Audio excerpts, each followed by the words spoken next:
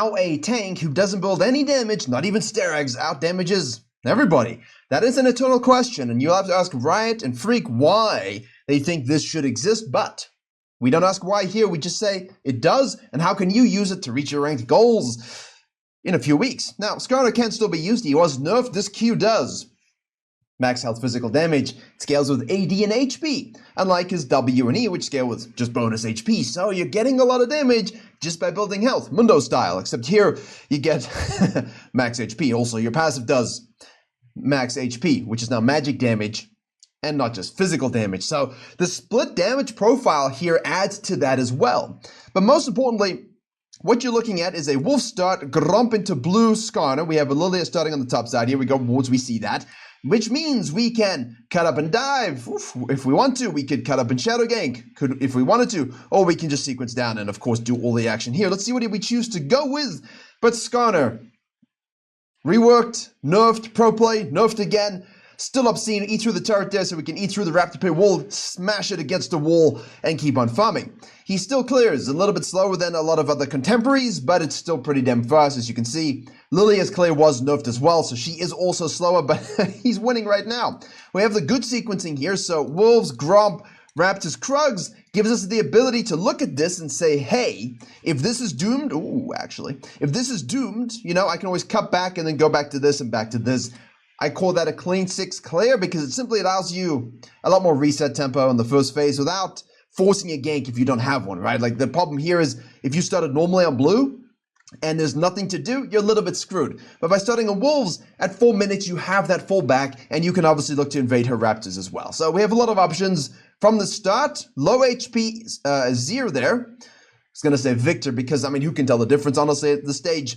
We know Lilia will be down here, so we hit the plant just to see where she is. Decide if I want a coin flip. We both have one smite available. We're able to actually snack that sucker up. Well, Lilia is able to snack that sucker up, excuse me.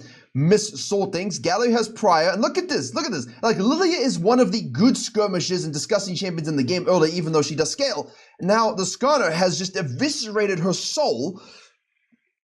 And that's it. Because you got the slow, you got the shielding, you got the max HP damage, you got your passive ticking, you got your mobility. And now, well, bot lane are just basically all killing themselves. And he's like, look at that. You see that hit there? Outrageous. Another one, boom, dead. And we got the Q up again. So you pull the Q up, you can toss that sucker. Now, this guy's going in between turrets, not realizing that's going to start at top side and went to the bottom side. Let's see if we can do something about that. This is what's really funny for me. Now, he's going for 3 rubies plus a rejuvenation bead. I always like the giant spell tech just because it gives you more damage there. But this is fine too. We're going to E over here. The Cho'Gath did not track, did not understand. E into the stun, beautifully done. Like, they can't move for 14 years, right? Because you're getting the actual initial drag and push, and then you're getting the wall smash extra stun time, which, what are you going to do there? Now, Lilia does show up to take this outside in scuttle to loop back. Of course, she's already taken the Raptors. Skarner already, this is the thing about it. And this is what people don't really understand. You gotta head to Virkayu.gg. Not only do I have a free jungle improvement resource, I also have a dedicated program with jungle video courses, jungle coaching, coaching classes, a jungle VOD library, special weekly content you'll see nowhere else. All of this available through a premium jungle Discord, which is highly active, a huge community that help each other climb using my jungle program and courses. As we have seen by everybody hitting their peak rank goals in Split 1 and Split 2 of Season 14 as fast as possible. So to climb faster than everybody you know and to jungle div every game you play, head to Virkayu.gg or click the link in the description below. Okay, we fixed the game sound. Apologies for that one. Hopefully it's fine. Now, the Skarner here, basically in total control. But at the end of the day, most tanks, like you say you were Sejuani and you magically did these things, you're still Sejuani, right? A lot of tanks who try and actually have this kind of impact early, ganking and so on, don't have the ability to just kill a Lilia 1v1 or other meta junglers 1v1. They don't have the ability to farm this quickly. And that's the tough thing about Skarner. That's why I think he does need to be looked at again, because I don't think they've solved that problem. Someone who builds only tank should not do the most damage in the game unless they're of that sort of juggernaut aspect, right? Where you're like a Mundo. I know people don't like this about Mundo, but at the end of the day, you can't kite him. He doesn't have copious amounts of CC. He's meant to do damage as a payment for not being able to do much CC. He's got the slow, but that's it, right? His ult even now only heals. It doesn't do bonus damage like it used to. Skarner, on the other hand, has obscene amounts of CC, slow and peel and engage. There's a beautiful hook by the Nautilus. We're going to eat the gap close here just to get that. Well done. Galio ults in here as well. We do flash for the proc, and we'll have to finish off our ADC, which is beautiful. And now we can crash this wave and decide if we want to go further. Further. Of course you do. You're a Skarner and you got a Nautilus, so this should be a very, very easy turret dive. Skarner's just going to forget that and go and eat the Lilia there. Auto attack, you're now trying to get those spell procs. There's a Q toss for another one, and we're going to keep going. There's another Q toss. Can we hit it? Oh, he smites to hit the Q. It's actually beautiful, but he doesn't get it. Now he's level 6, and did Jinx notice? She didn't notice. He's going to go for the ult. He's going to hit that one, pull into the traps there. Nautilus, do you want to play the game? He hooks. Well, he Axe Flashes, and then he stuns. Excuse me, I thought he was going to hook. What? Wait. W shield? And minion. Okay, so. Either way, that was that was wild. Yeah, but you're 313, you're 3.4k gold and a 2.2k gold Lilia. I don't really have words to say other than what? Because the damage and the mobility, like this is being played beautifully, obviously. Like this is good gameplay. But this spell for me is absolutely outrageous. So many slows. Knockback, drag, point-click suppression. Well, not point-click anymore. Can you imagine? AoE suppression. Max HP out the house. It's too much still. It's honestly too much, because what I'm witnessing here, this guy is not going to be unkillable to anybody else. Look at this. We're already Eing here. He does hit the suppression, pushes him in again, gets ulted back, gets put to sleep drowsy by the Lilia. And even the Lilia, with all her damage in the world, is not going to be able to kill him right now with the advantage he has. Cinematic Jinx ult, as always, on this channel. Cinematic Jinx ult. Never does it hit except for the last one where it did hit magically. I was very excited. You should go watch it. It's just a little bit nasty. You know what I mean? It's a little bit nasty that this is allowed. But it is. And because it is, you're going to use it to win. And that's the whole thing about this channel. Like, yes, I have my opinions on things, and yes, you guys have your differing opinion on things. But what we can all agree on is we are just stuck in a situation where it's like, this is the reality of the game and the meta, and we have to play accordingly. And so we will. And we do. Now, how would you have countered this as your Lilia? Well, first and foremost, now you know don't fight the Skarner of the Scuttle Crab. Secondly, once you get it, obviously try and leave and walk towards your bot lane. Thirdly, if you notice, for example, that the Lilia is that the Skarner has prio in these situations for this, it's okay just to base and cut back, or just to cut back and gank. Like, don't even go for the scuttle, just go gank it first, because you're faster than the Skarner there. In the meantime, what in the living hell is going on here?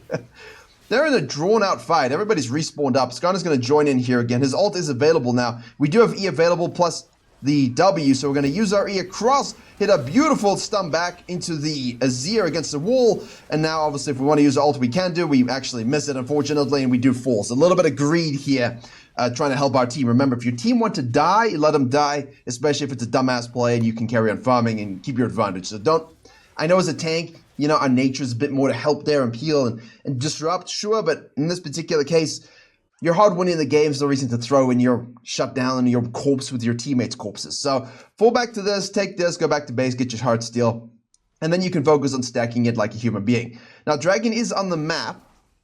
We will have, I mean, look at the gold lead for a second, right? Like, we're down 2,000 gold almost, despite our lead.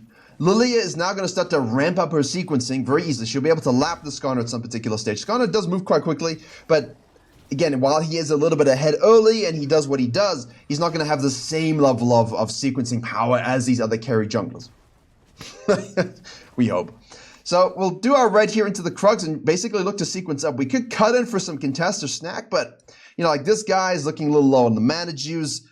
You know, he's got a lot of golden pocket there. Galio's kind of probing a little bit. He's basing, sure, that is something we could play off of. But looking at the map, I don't see an obvious, like, hey, let's contest and die over this dragon. More like, all right, let me just sequence and control everything as much as I can, because Lilia is doing the same. She is the level ahead already at this point. We have the Roams by the Rel. I'm not sure that's the fight you want to take, but, you know, there she is. The Skarner could cut in and take this, but again, we don't know what the Lilia is doing or where she is. We know what she's doing. She's 99% sequencing at this stage. She could have taken it. Who knows? So we just focus on our own camps, maximizing that experience. We've talked a lot about that this week on this channel and on the main channel as well. And we'll just finish this off. We see the free Scuttle Crab given to us, so we say, all right, bless. Guy comes from down, so we'll assume it was warded potentially. It's obviously not, but you can assume it is. But as always, when they push like this, and Gally's going to ult like this, and Set's going to Q like that, and then ult like that, and then do a little bit of the, hopefully, swoopty-doopy hooks, but he doesn't have it, so unlucky. Skarner will take this one. Free real estate for the Azir. You see, look at the gold leads mounting. Like, games can look won, but sometimes they can just be doomed. Here we go, Azir. I mean, my champions can't do that. And there's the ult. Oh, it forces the ult and the flash from the Azir. I mean, that's beautifully played. He's hitting really good ease, which is more than can be said for NA and LAC at Worlds with their Skarners. Whoosh. And then another E against the absolute disrespect. I mean, but he's got a Kane E plus a Poppy E combined. I mean, it's a little bit funny. Damage is obviously pretty decent, but it's more just about the ridiculous amount of stuns. And in 1.5 seconds, nutty, right? Nutty considering you already have so many slows if you hit your Q. And you can obviously stack that in whichever order is necessary. But you're seeing great use of the E in this particular game. Bottom line, again, lack of awareness. GM game, lack of awareness on the Skarner's pathing and understanding. Just going to start and open up with the ult here. We're going to get that onto the Rel. She's going to jump out. Obviously, we don't have our ultimate, but if you're going to flash and hit that smash, then I guess it doesn't really matter. So, Q providing greatness as well as a 3-hit passive. Classic. So much max HP. There's a Rel going in for the peel. The Lily is going to try and put people to sleep and deal with their life, but it doesn't really do anything. Skarner's just eating around turrets, already tanking everything. Jin's going to survive, actually. And chucking a Q blindly here. There we go. There it is. And Lily is the one that can be quite difficult if she were to get fed. Yeah, you see now you're seeing a little bit Lily is going to scale up with her damage. One of those annoying champions for everybody, but don't really care if you're Skarner. I mean, even if you're building this much HP, you don't really care. He's just going in and out. Look at the damage there. Ding, with a hot steel stack. I don't know, man. Like, I don't know. There's the Azir. There's the ultimate into the hook. And suppressed. We're not actually going to survive that one. So a little bit of a fiesta. And we're 4-3-6, but it doesn't feel like we're 4-3-6. The damage coming through here is ridiculous. Redonkulous. And a little bit of an overforce, though, again. We are having fun talking about this and laughing at what's happening, but at the end of the day, you do have to realize that your actions have consequences, and when your team are dying to help you and follow you, and Azir gets to go Birdman full stretch, grubs are up and you're giving those up, you lose. And we're down 3,000 gold now. Jinx is getting maximum plates here. Obviously, they got one grub yeeted away there, so that's something. 5 plates for the Azir, 2 here. I mean, we're looking at a situation where we've got almost 12 plates, 11 at this point. I mean, it's a lot to give up. It's a lot of gold when even if you think you're winning, you're not. We're coming out of base now. Skarner does have a Spectre's Skull, not even going Stark, she's going full tank here. We're level 9. Lily is also level 9. We've stifled that. We picked up a Q here. Press out E there to grab ourselves a shield. Maybe we can snack one up. Unlucky. Pick up another one. Chuck that toss. Get that slow. Look at the Doom scenario. Say, well, I better leave. I think, objectively here, if we're looking at this in review, you would say, look, I don't think we can contest this. Why don't I just go down and do these things? Like, maybe you can take the wolves. Don't waste time on the grunt. Maybe you can take the wolves, cut in, and just snack this up. We'll just go straight here and give this up. You know, if you don't think you can actually get there and do anything about it, that's fine. Play with your Nautilus and Jhin. They're down here. There's no reason to int for the grubbies or whatever. Just get the dragon, especially this dragon, right? That's a good one. Obviously. Obviously. Regardless, we give up our grump. We'll sequence down. We'll still get our red side. And we'll see what goes on now. Okay, hotkey issue again because Riot Games. So, Lily is on the top side, doing her Raptors. We've done the full sequence down here. We do have a level advantage again. Oh, she just hit 10-2. So we're about the same. Gold-wise, we're 1,200 ahead. Azir is going to be a bit of a problem. Obviously, the sustained DPS from range. He does have the disengage tools. You know, it's a little bit more frustrating to deal with, but that's okay. Rel's got a good engage and a counter engage. You got to be a little bit more intelligent with how you play around this.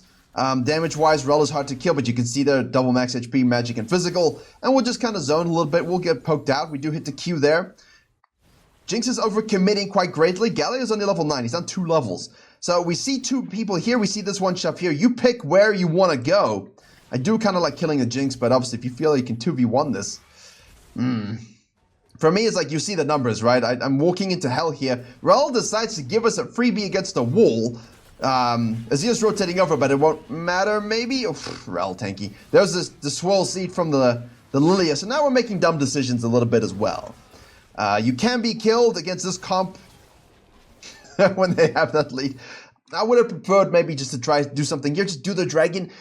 There's nothing you can do here to save set. There's nothing you can do here. The wave pushed up. Like, you might have to give up the Herald. She's top side. I mean, focus on what you can do, which is kill Jinx, take Dragon, take the blue side, shove the wave up, create a lopsided effect, right? I call that the lopsided rule for mid-game. It's when you notice the pressure seeping a little bit against you, you have a deficit, but is there a way I can offset that to maximize the scenario? And in this situation, maximizing can just be stabilizing the gold deficit. It doesn't have to be like swinging the game and winning. It can just be say, hey, we're down 3K. It looks like we could be down 4K, 5K soon. Can I stabilize this at 3K for a little bit? And that's sometimes what you got to look at. Jin's able to get one back here. Lilia kills the Scuttle, but he's overcommitting, so he's doomed. And now you're thinking, well, this is looking like a little bit of a not so good game, which I think we can all agree on. However, we are Skarner, we're down 5K gold. We can win, I believe. We do have ultimate up only in 37 seconds. And we're going to ease this one. Again, I'm not enjoying these kinds of fights. Even if we were able to turn this a little bit, I don't like too much over-forcing. I want to control the map here, stabilize, control my camps, make a pick. Jinx looks like she's not paying attention. Rel looks like she's going to give a freebie again. Hey, that's what you got to do sometimes. Chuck the Q boulder. Get that slow. Allows us to hit our E. Auto attack there. Another one. W shield for damage as well. And now Jinx is just going to run away. And so are we. Hook by the Nautilus. TP committed over here as well. Alright, scattered fights. Golden Pocket's only 608, so we're not really wanting for anything. Kill there on the double ultimate. Kill on the Lilia. Double ultimate there. Azir ults. Gallia ults. Flash over the wall. Beautifully done. Faker gameplay for sure. Alright, so skirmish. Pro or con? Well, I don't like the initial skirmish here. But at the same time, in these deficits, what you got to do is control what you have. And when they give you something, you take it. They overcommit. If they miss position like the Rel, you kill her. If Jinx runs away, you let her run away. Especially when you have your whole camp up. If they want to TP and force a fight here against your spells, and it's such a disjointed skirmish, you enjoy that and you take it. That's always a part of coming back, is they will always do that. The question is, are you able to capitalize, snack this dragon, and head on back to base? That's a lot of shutdown gold they gave away, but we're still in a deficit, so we have to play accordingly. Okay, we're going to come out of base now, go to the top side. Now we just play the patient game a little bit. Okay, they're kind of trapping down here in vision. Baron's not even up here, by the way. This game's gone on, but the Baron isn't up. I like this shove. I like this shove, but the Skarner's now looking to shadow. And they've overcommitted, and our team are flanking from the top side. Beautifully done again. Rel is really throwing games here. Skarner's watching. If you're a different kind of jungler, you can always split push that one, but I do advise in these tanky moments to rotate. Look for the numbers advantage. You got Cho'Gath in the mid lane, cutting off the Azir here. We just need to make picks there. Flash is forced to avoid the Skarner ultimate. We got to keep going here. The pressure's got to keep going. Because you have now a numerical advantage. And, sorry, the hotkeys are broken again because of Riot Games. Kill the Azir. Turret damage. Turret secured. They're pinging off the Jinx. You see on the red team there, they're pinging off on the Jinx? I don't know why. Because the problem there isn't the Jinx. It's the fact that the Cho'Gath... Look, what's the Jinx going to do? The Rel is mispositioned, it gets collapse spawn and killed. The Cho'Gath is just shoving mid lane. Like, what's the Jinx going to go do and help the Azir? Like, you're just going to die. So she actually has the right idea here, which is just shove this as much as you can to create a negative map state for the blue team, such that this doesn't devolve into something really negative. Because they have to respect this potential. So, yeah, well played to her. Not so well played to the rest of her team. Right. We'll clean up our quadrant here. I do like going Krugs, Red, Raptors here. That's a much safer way to go if you want to join your team. Krugs, Red, Raptors, cut in, join, and now move. Or in this particular case, go for the collapse on the Azir. I don't like doing this 99% of the time. I won't lie to you. We're giving a Baron pressure there a little bit. You can 1v1, obviously, that's fine. We do have Flash here as well. Azir does have Resolve as well, but we don't really need to worry about that at all. There it is. I mean, like, with the slows in CC, this is nutty.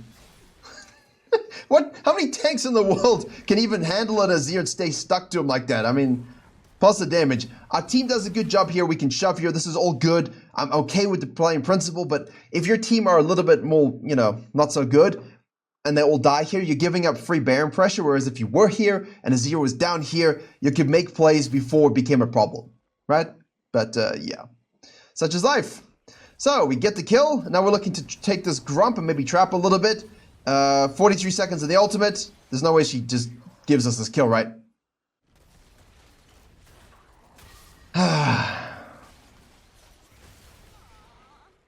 Full tank gameplay. Like, you just wouldn't be doing this as a Sejuani, right? Like, you could back in the day with AP, but you just wouldn't be doing it now. It just would not be happening now. Crazy, crazy, crazy.